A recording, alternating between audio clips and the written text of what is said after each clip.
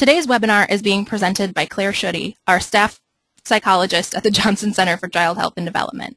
She graduated with honors from the University of Florida with a BS in psychology and a minor in general education. She completed graduate training at the Florida Institute of Technology, completing a doctoral degree in clinical psychology and a master's degree in applied behavior analysis. Dr. Schutte has treated a diverse population of children, adolescents, and adults in a variety of clinical settings, including community clinics, college counseling centers, psychiatric hospitals, private practice, and private treatment programs. She has extensive experience in the area of child and adult psychological evaluation and assessment, and recently completed a postdoctoral residency in psychological evaluation. Her graduate training led Dr. Schutte to discover an interest in helping individuals with autism and developmental disorders. She has provided individual therapy, group therapy, and social skills training to individuals on the autism spectrum, and is excited to continue to help those with autism and related disorders by providing psychological evaluations at the Johnson Center. Before we begin the presentation, please note that questions can be typed into your control panel throughout the presentation, and time permitting, they will be addressed at the end. Also, for those of you that have requested copies of the presentation, we cannot send out the presentation slides. However, we do post recordings of all of our free webinars on the Johnson Center YouTube channel. Please search for us on YouTube and subscribe to get full access of all of our recorded webinars. We are currently offering certificates of attendance for this webinar. A link to complete a short quiz will be emailed to you following the presentation. Now please welcome our presenter, Dr. Claire Schutte.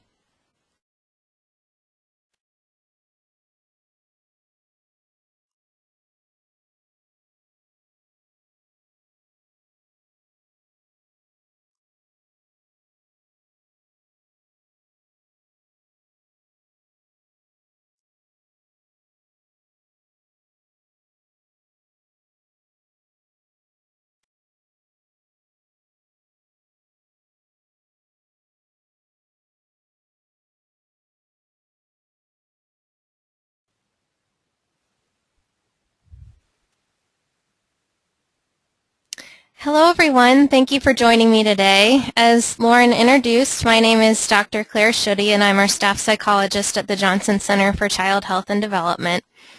And I'm looking forward to talking with you over the next hour or so about housing programs and options for adults with autism spectrum disorders. As Lauren mentioned, this presentation will be available on our YouTube channel. So don't be too concerned about jotting everything down. You will be able to access it within a few days when we post that on our YouTube channel. Before we get started, I'd like to give a special thank you to Lauren Cunningham and Audrey Ellis for helping put this presentation together. They did a great job in terms of speaking with caregivers of adults with autism, as well as different agencies, and reviewing a lot of different resources out there for adults with autism spectrum disorders. A quick overview of what we're going to be discussing today.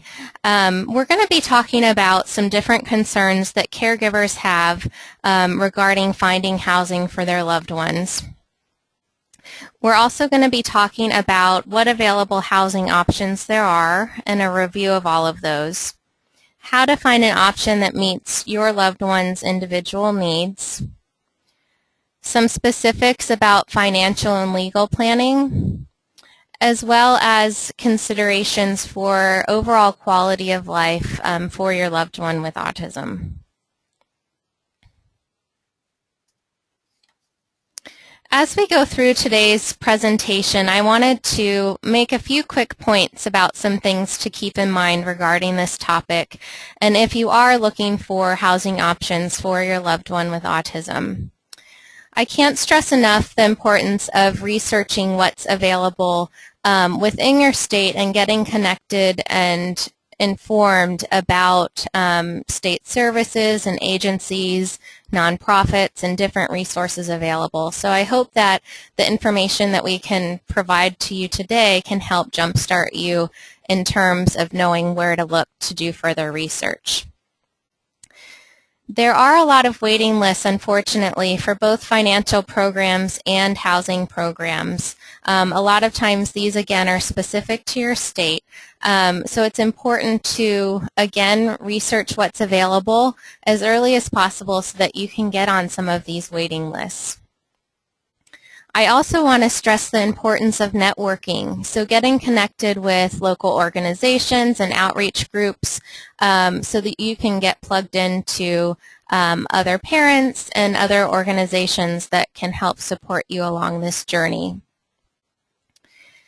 And I'd also like to stress that it's never too early or too late to start planning for the best housing option for your loved one. A lot of the transition process can begin early on during high school or even as early as the age of 14. But again, it's never too late as well if you are kind of later to the process of planning for housing. I would like to mention that we have a transition series that we did several months ago on different topics related to this as well, and those are found on our YouTube channel.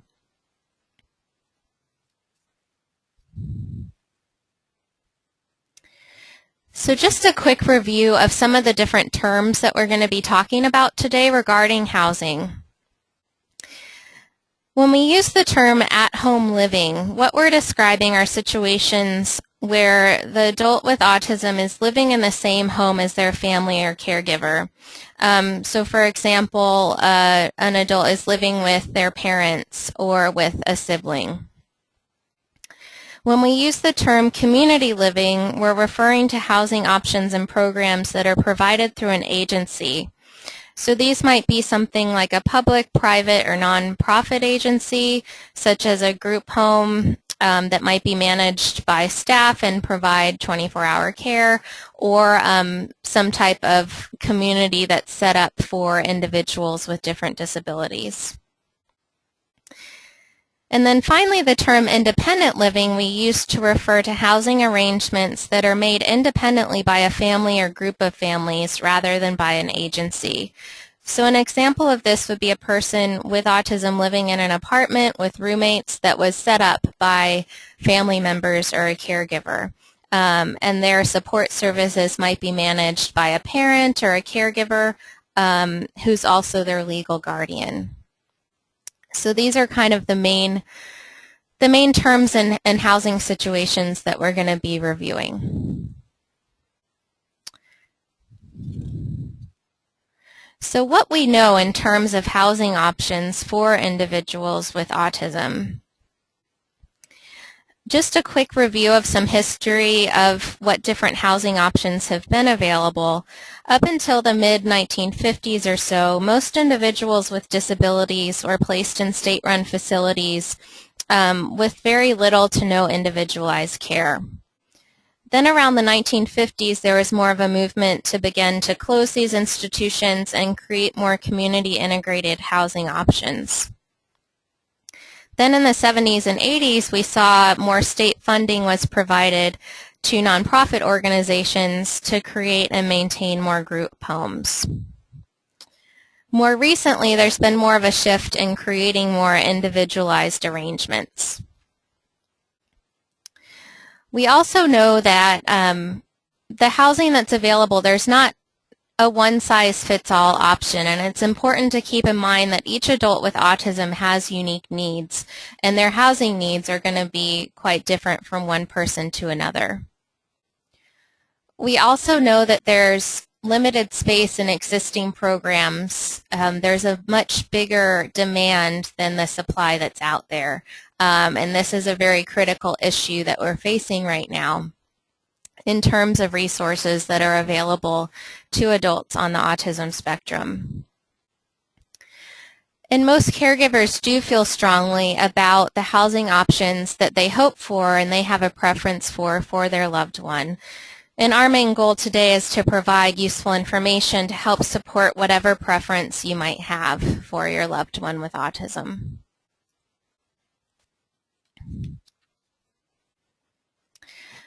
So where to start when you're thinking about the best housing option or arrangement for your loved one? A good place to start is to consider what level of support and needs your loved one has, as well as the level of supervision that they're going to need in terms of living arrangements. For example, are they going to need 24-hour supervision or care? Do they just need care during certain daily tasks such as grocery shopping, cooking, or just help with transportation? Would just a daily check-in with a family member be most appropriate? So you want to determine the level of supervision and the level of support they need. A way that you can start, or an important way and helpful way to start, is to use some assessments to help determine the individual's life skills and where their biggest needs are in terms of what supports they're going to need. Some assessments that are out there that can help with this are, there's two of them listed here. These are just two examples. One is the Ansel-Casey Life Skills Assessment, as well as the Life Skills Inventory. These types of assessments can look into areas such as social functioning, vocational skills, daily living skills, skills and knowledge related to budgeting, technology, money management. So they can be very thorough in terms of identifying what skills the adult is coming in with and what areas they need more education and support with in terms of independent living. It's also important to note that the need for constant supervision doesn't necessarily limit options for housing. With the right amount of support in place, really any housing situation can be successful. But you do have to determine, again, what level of supervision do they need and what amount of supports do they need to be successful. And then if you would like some more information on assessing independent living skills, please refer to one of our previous webinars from our transition series. It was part 2 on independent living. You'll find some further information about how to assess and determine those independent living skills and help give you a place to start in terms of planning for that.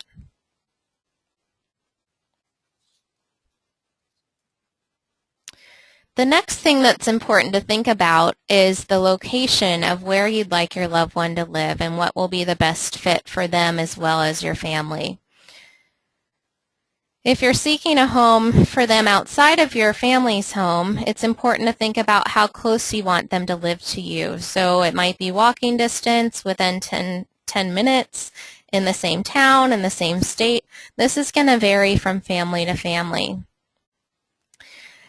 Also, you want to consider maybe what your loved one's favorite activities are, what their interests are, how close do they need to be to certain resources such as their job or a park or transportation.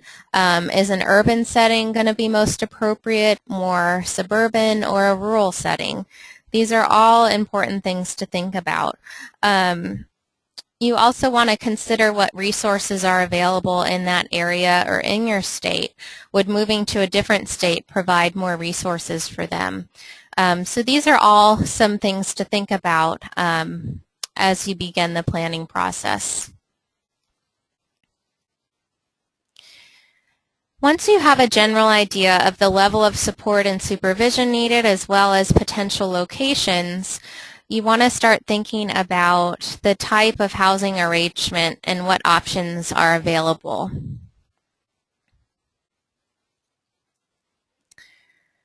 So first we're going to talk about at-home living and some considerations that should be made when you're considering having your loved one live at home with you or another caregiver. Some important considerations are how you can arrange for services, support, and social opportunities when they're living at home with you. So does this mean bringing in a therapist into the home that'll help them or support them with independent living skills or learning different vocational skills? What social opportunities can be provided? If they are living at home, they might not have as many social opportunities compared to if they were living with other adults, for example.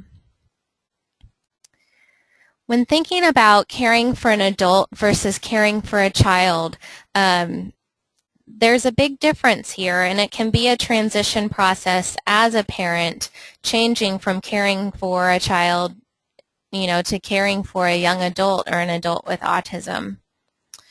So it's important to think about what skills need to be taught. Will you be able to teach these skills, or do you need to bring in support to help you with these? There can be a potential sometimes for doing too much, so it's important, again, to determine how you can teach skills and how you can support their growth in terms of independent living. Another important area to consider if your loved one is living at home with you is long-term planning.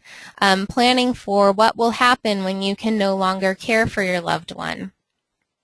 So you do want to think about who will care for them when you no longer can, and to start early on this transition plan for when that time does come.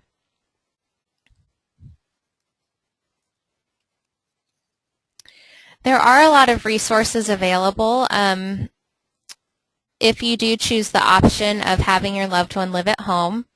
Some things to consider are resources such as respite care. Respite care can provide relief to caregivers.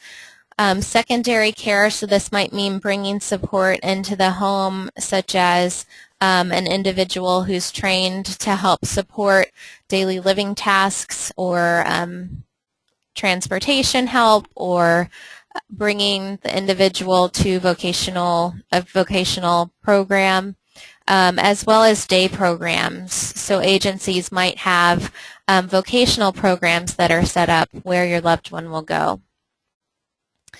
It's important to get in touch with your local outreach groups, such as the ARC or Easter Seals, as well as looking into your state agency on aging and disability services. A good resource for finding supports for individuals and adults with autism is the Autism Speaks resource guide. This resource guide, you can click on individual states and find resources according to your area.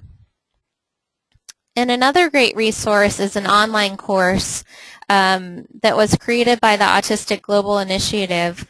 That's an online training course in adult daily living support. This is a course that parents can access, caregivers can access, as well as a support person who you might be using, who you'd like to provide additional education and training to.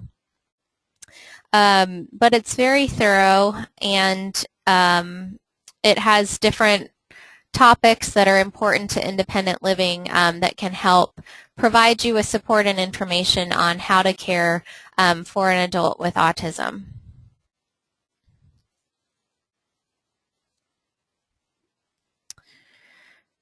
So moving on to community living. Again, when we refer to the term community living, we're referring to the adult living outside of the home in a type of home that's set up by an agency. So in terms of researching a home that meets your needs, you want to consider, again, the location, what services are available, and is it within your budget? Another big thing to consider is there space available? Like I mentioned earlier, there is a much higher demand than supply of many housing options, so you do want to start early and get on the wait list for different housing options.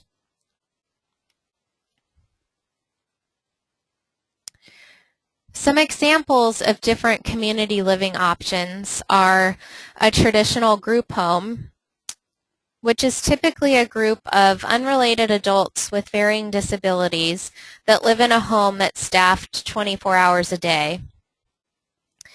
The home is owned and staffed by a provider agency, And typically group homes do provide some instruction on independent living skills, and community and recreational activities are offered as well as transportation services.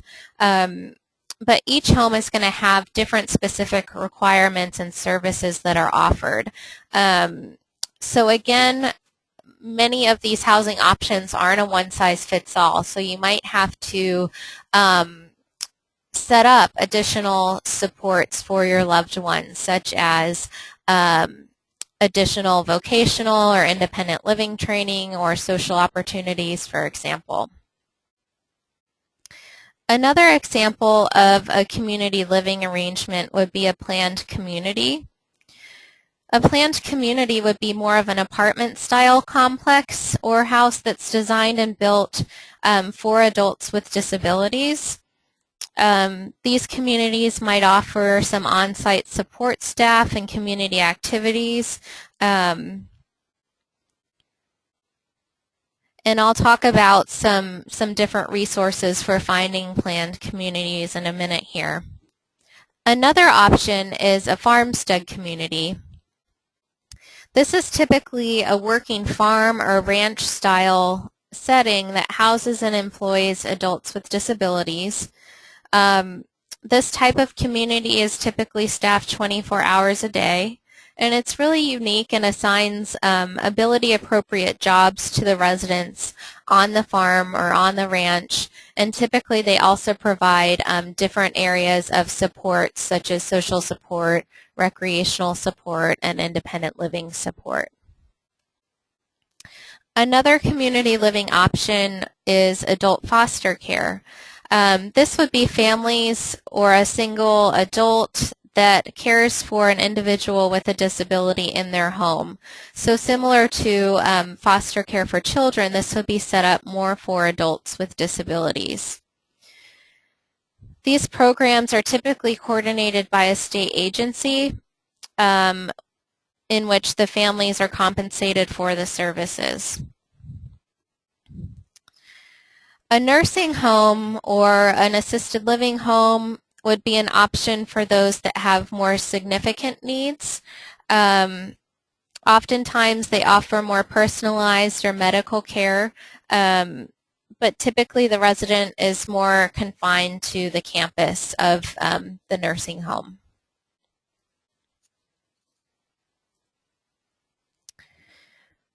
Here are some resources in terms of finding different community living options. The National Association of Residential Providers for Adults with Autism is a website that has a list of different member agencies and different housing options. So this is a great place to look. Their website also offers different trainings for direct care. The Autism Speaks catalog of residential services is also a great place to look for different community living options. And they also have a housing toolkit that has some good questions listed in it to ask different community living support people and homes. A lot of interesting nonprofit community planning organizations have been developed to meet the growing need of adults with autism. Some examples of these are listed here. For example, Impact is a nonprofit organization whose mission is to build communities unique to the needs of adults with autism spectrum disorders. They also created some interesting technology that provides it's basically a life management app that can help coordinate support providers as well as provide independent and daily living support to the adult with autism. Another example is Sweetwater Spectrum, which was created as well as to provide individual supports to the unique needs of adults with autism. They have a pilot community in Sonoma, which basically provides supported living that's specialized to the adults' needs. And it's kind of created a model for building these types of communities elsewhere. So when I mentioned earlier the importance of networking. An example of this would be to get connected with different nonprofits such as these. A lot of them are starting pilot programs, and a lot of them are looking to expand elsewhere. So if there is a need, there's the chance that they may come to your area. So it's good to get connected and to research and get plugged into different nonprofits as well as networks and agencies. Some resources in terms of learning more about different farmstead communities. Here's some examples of some Golden Hearts Ranch, Juniper Hill Farms, Bittersweet Farms, and Downhome Ranch. Again, farmstead communities are on a farm or ranch type setting.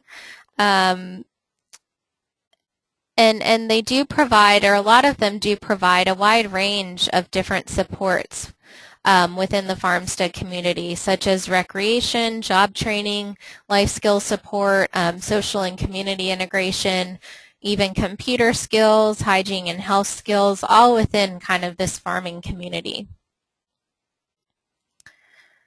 And then some resources for finding more information about adult foster care or life sharing. These types of programs are going to vary according to your state, but for examples of these, you can look at the Department of Aging and Disability Services at this link here, or the Pennsylvania Department of Public Welfare. Again, they are going to vary according to what state you're in. Now moving into independent living and considerations to make for that.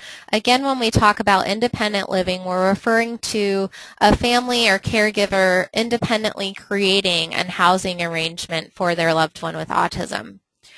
So some things that are important to consider are just finding a home or an apartment that fits your loved one's needs,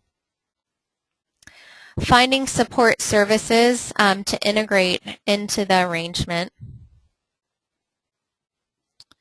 coordinating all of the living needs, the services, and finances. Just the coordination of this can be a full-time job in itself, so finding also who can help you coordinate them. Another important consideration is safety, so finding a safe location for your loved one.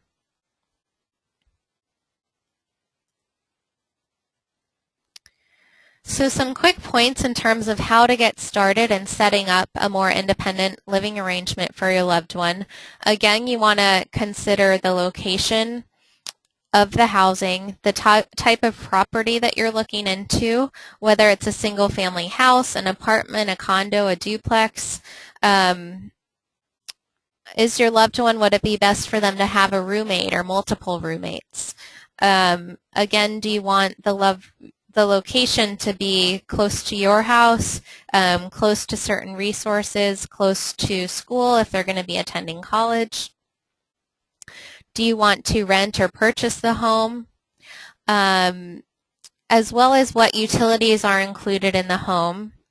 How you can budget for these, is cable or internet included, for example, yard maintenance. And you also want to look into what's included in the property management. So if you do buy, who will take care of the property? Whereas if you rent, what will the owner or manager do? What will they not do? For example, will they do simple things like changing light bulbs, carpet cleaning? Is pest control included? These are all some of the fine details that need to be considered when you are setting up your own housing arrangement for your loved one.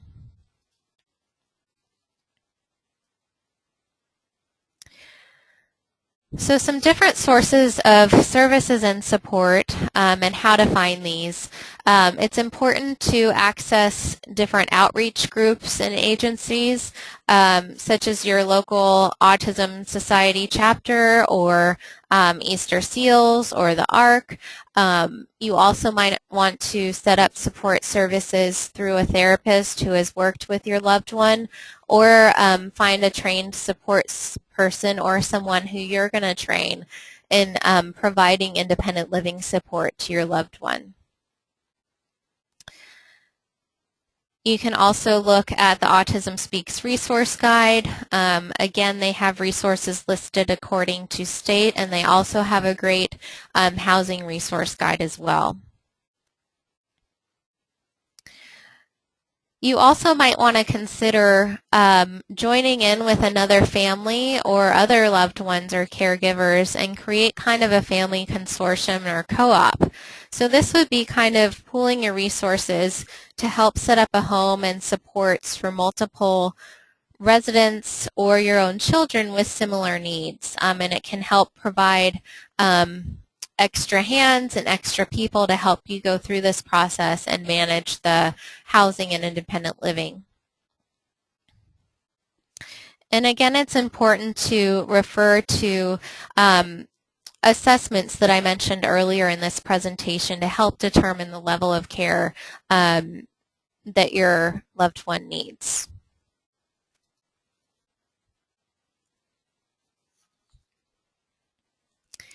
Here's some additional resources for help setting up your own independent arrangement. Social Serve is basically a housing locator for affordable housing that has a section for special needs housing.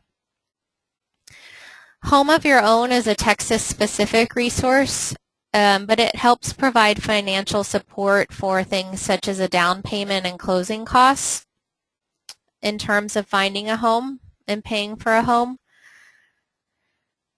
And then different states have different resources that can be accessed, such as Autism Services Incorporated in New York.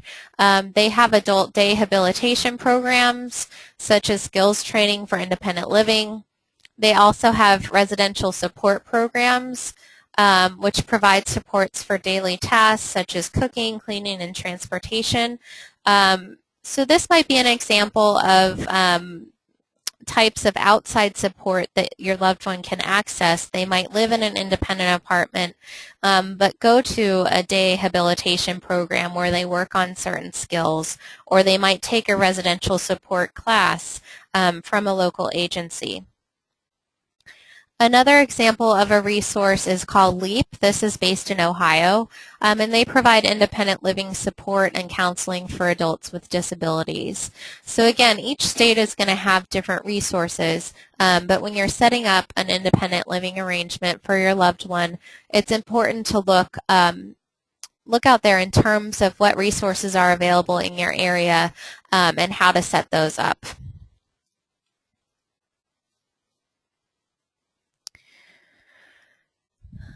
If your loved one is going to be attending college, just some quick points in terms of housing options on college campuses. It's important to contact the campus Office of Disability Services to get more information about what housing options are available for students with disabilities. Many college campuses offer extra support, such as specific dorms, specialized training for resident assistants for being resident assistants for young adults with varying disabilities. And a lot of college campuses also offer support groups, and some of these are specifically for young adults with autism spectrum disorders. I would refer as well to our transition series. Again, this is on the YouTube channel. There was some more specific information on transitioning to college. There's also some post-secondary residential programs out there that are typically arranged around local colleges or community colleges. Some examples of these are the College Internship Program and the College Living Experience. These are private programs that provide most often residential support as well as support in transitioning to college, as well as vocational guidance and training and social skills training and recreational activities. So they're kind of all-inclusive programs. I'd like to talk just about some more general concerns and considerations to be made in terms of finding housing options and arranging for the transition. One very important area is the overall quality of life of your loved one, and some different considerations to make to how to best support their quality of life. I'd also like to touch on financial planning and funding options, legal planning, as well as how to create some infrastructure for the various supports and management of services for your loved one.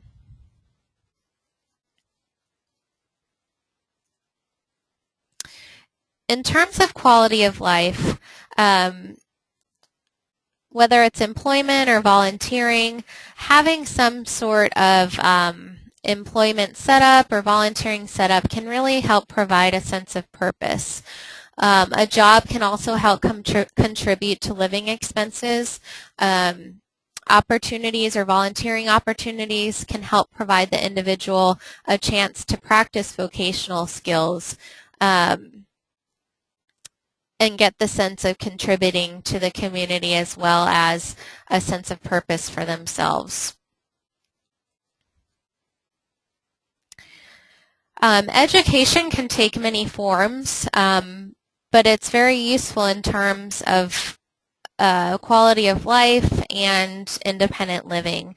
So considering college or vocational programs or life skills classes or programs, vocational programs can be found through community colleges or vocational rehabilitation agencies. A lot of agencies offer life skills classes and programs through community colleges, community or recreation centers, or outreach organizations. But providing an educational outlet or form can also help improve quality of life.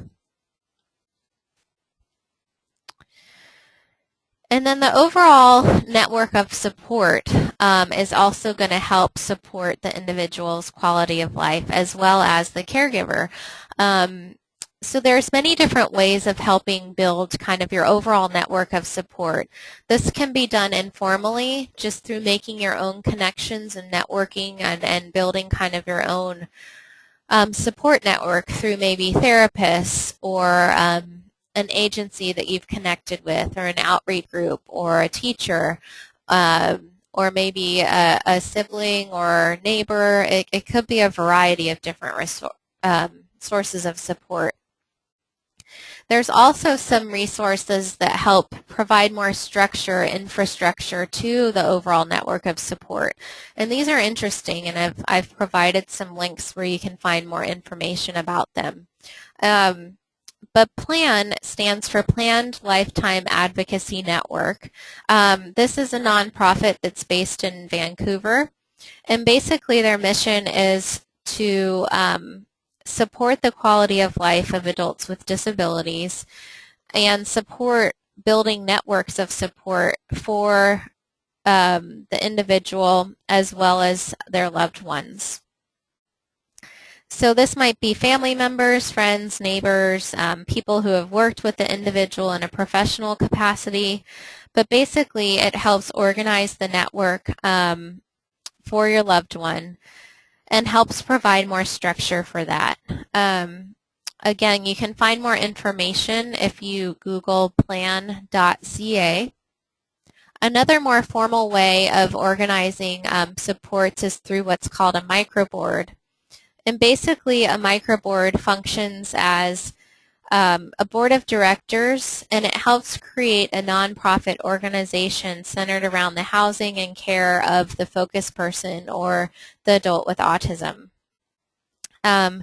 This arrangement can help access broader sources of funding and helps more formally organize the responsibilities and management for a small group of supporters around the adult with autism. It can also help with things like managing finances as well. If you'd like to learn more about what microboards are, a good place to look is through the ARC of Central Texas. They have a training program on microboards. So if you go to this website here and just search for microboards, information will come up.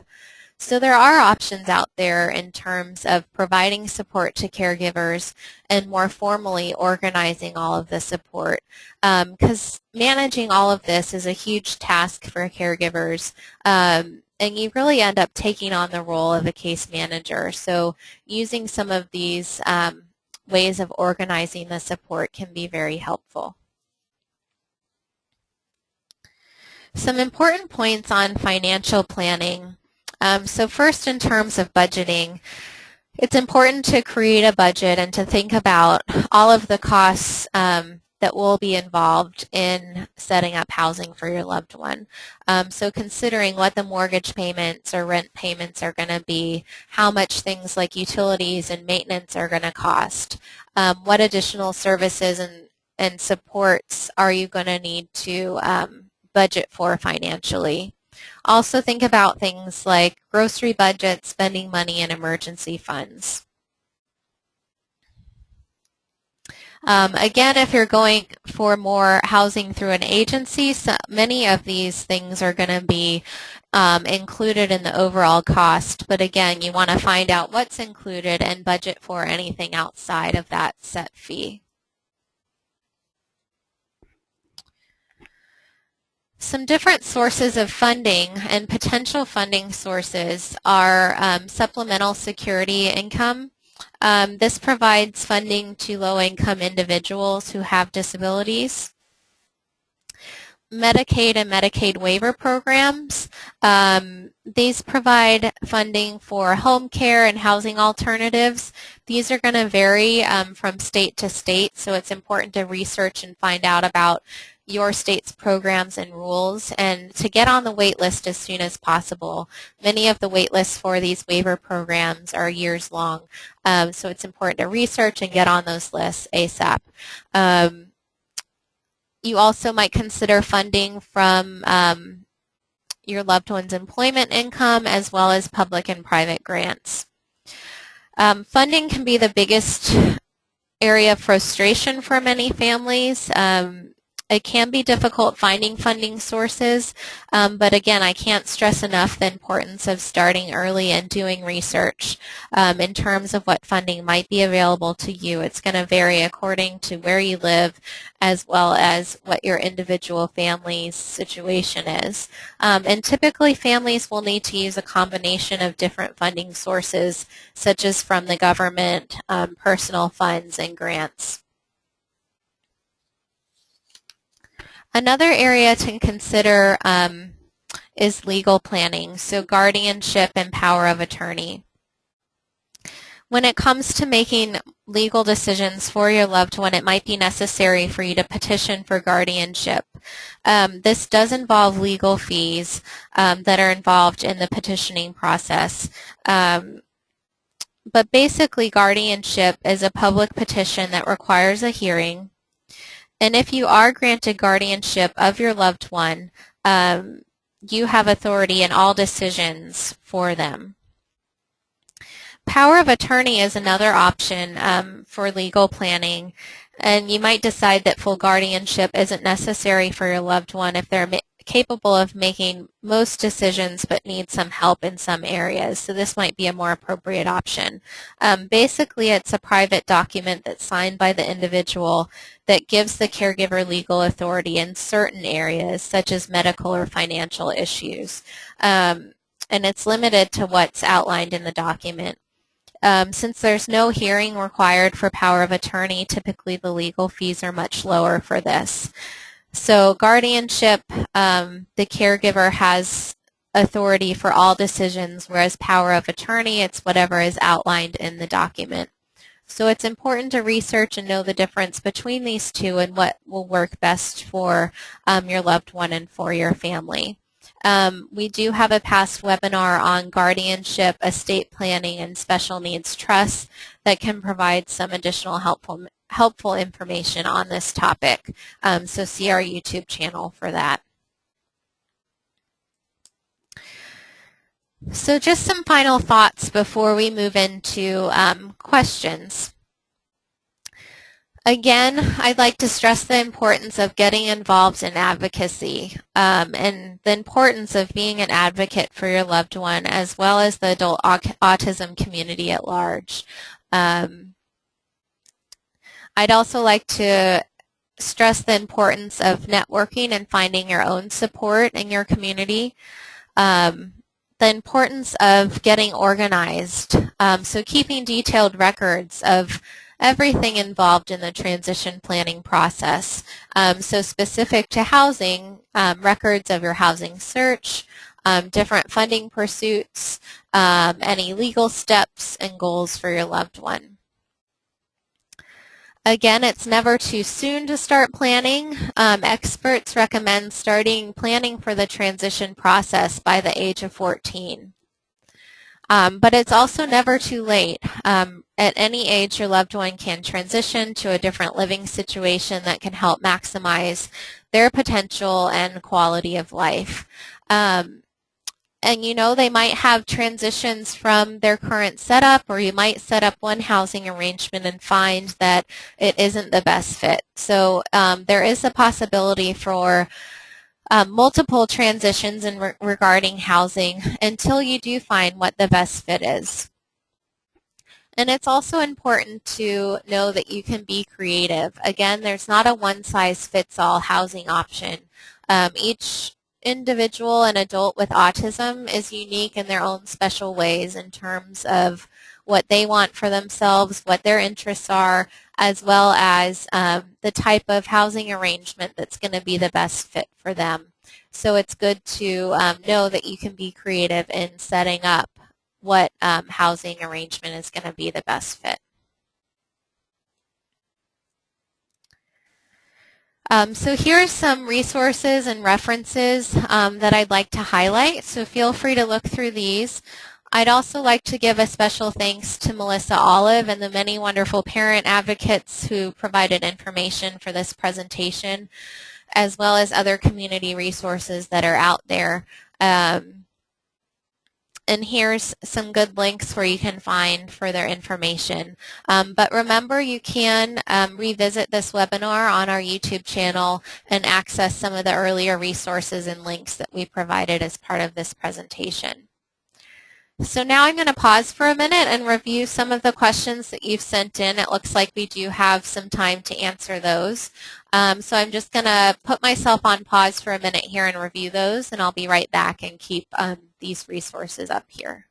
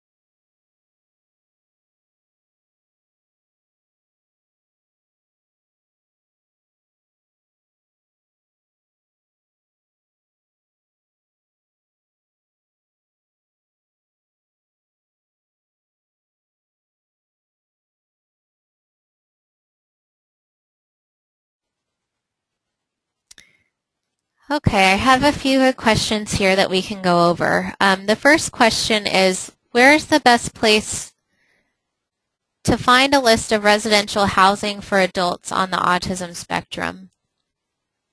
One great list or compilation of different residential housing options can be found through Autism Speaks. right here, if you look on the screen, the Autism Speaks Housing and Residential Supports Toolkit, as well as that one has a lot of great links to it, and they also have a resource guide where it has resources listed by state. They also have a national housing survey available on their website. So that's a kind of a one-stop place where you can find a great list of different residential housing options. But it's also a good idea to do a quick search on the internet for your state specifically. Let's see, the next question here, it says, can you mention again at what age we should consider signing up on waiting lists in Texas for community living? I would be concerned about signing up too soon when we don't know exactly what our child needs when they are an adult. Okay. I didn't mention in the presentation what age you should sign up on wait lists. You might be thinking about the age that I mentioned in terms of starting transition planning.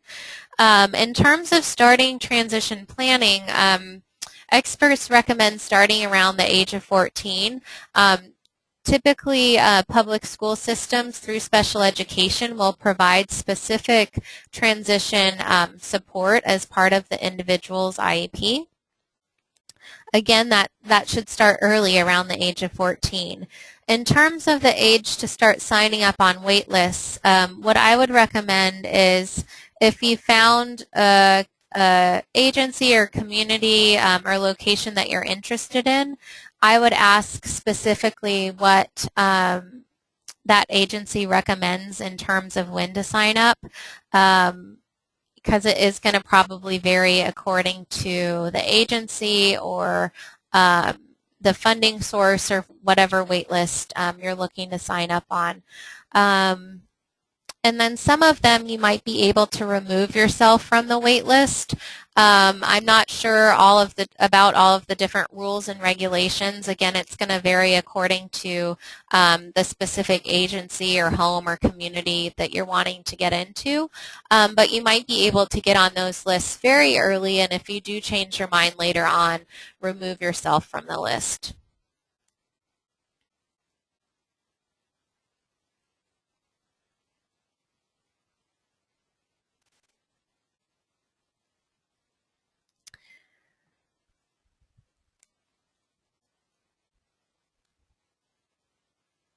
The next question is, let's see. What's out there for Asperger young adults? Is there a lot of government help? What's available is going to be similar to what's available for individuals with autism. In terms of the information that I've presented today, most of it can be relevant to individuals across the autism spectrum. So those who have been diagnosed with autism or Asperger's or PDD-NOS or autism spectrum disorder. Again, you're going to want to first determine the level of supervision and support needed for your loved one and go from there. So, for one individual, they might just need some support through the college campus and maybe some social skills support outside of that. Whereas another individual might need more 24/7 supervision and support in more of an assisted home situation. So it's going to vary a lot depending on the level of functioning and needs of the individual and of your child. In terms of government help, it's going to be similar, again, for all individuals on the spectrum. So in terms of funding supports, it would be looking into supplemental Social Security income and Medicaid. But again, a lot of it's going to be dependent upon the unique needs and level of functioning of your child or of your loved one. Let's see here.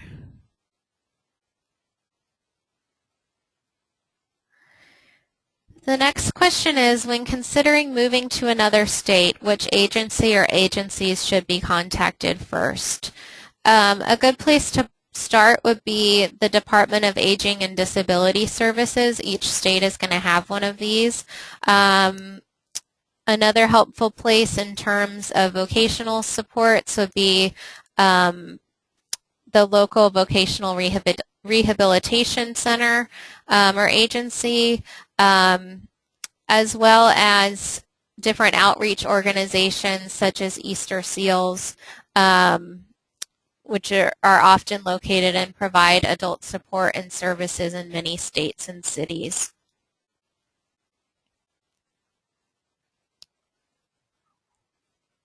Let's see.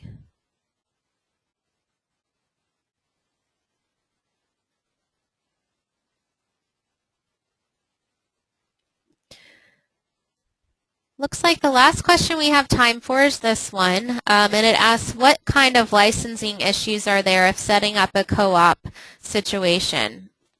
This can be very dependent on the individual situation and how you want to organize it. They can be anywhere from more loosely organized or set up as a limited liability company or LLC. So it kind of depends on what you're looking for. Let's see.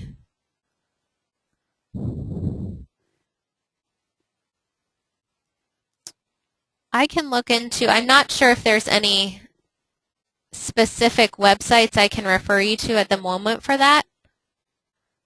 But again, it can be anywhere from loosely organized or set up as an LLC.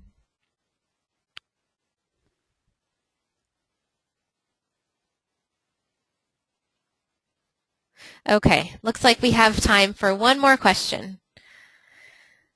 This one states, the cost of residential housing with the best care is very high. Is there a way that we can get the government to do something about the housing need that everyone has? This is a very important point and kind of a very critical situation that we have in terms of there being a very high demand and a low supply for residential supports and programs. So the biggest answer to this question is to get involved in advocacy. I really would stress and encourage all of you to get involved in advocacy to help support change in this area and really, push our local governments to make changes in this area.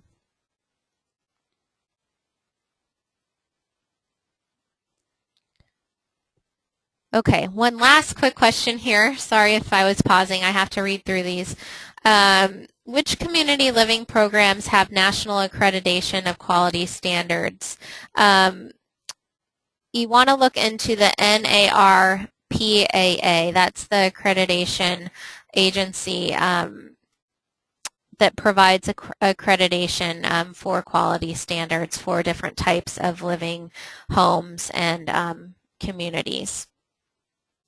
Well, thank you for joining me today. We're out of time for this presentation, but I hope I was able to provide you with some useful information and information in terms of kind of how to get started on this process and resources in terms of where to get started. Again, please review the presentation again. If you need to, it'll be on our YouTube channel that is listed down at the bottom of this page here. Thank you again for your time.